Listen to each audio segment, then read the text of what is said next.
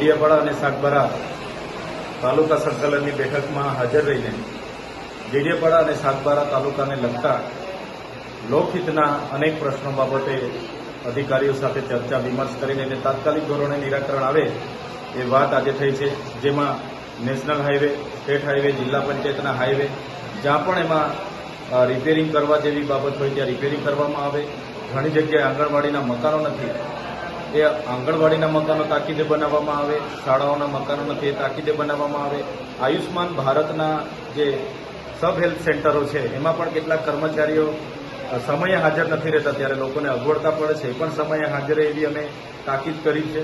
સાથે સાથે જે વન અધિકાર અધિનિયમ અંતર્ગત જેમને સનતો મળી છે, કેટલાકના દાવા પેન્ડિંગ છે, એમની પણ એક ચકાસણી કરીને સર્વે કરીને એનું નિરાકરણ લાવવામાં આવે.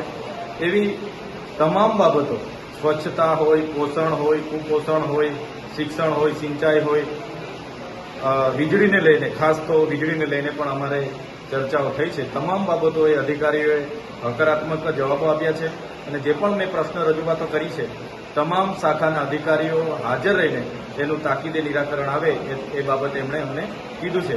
અને બીજું કે આંગણવાડી વર્કરોને બીએલઓમાં ઓર્ડરો મળ્યા છે તો એ બીએલઓની કામગીરી અટકાવવામાં આવે.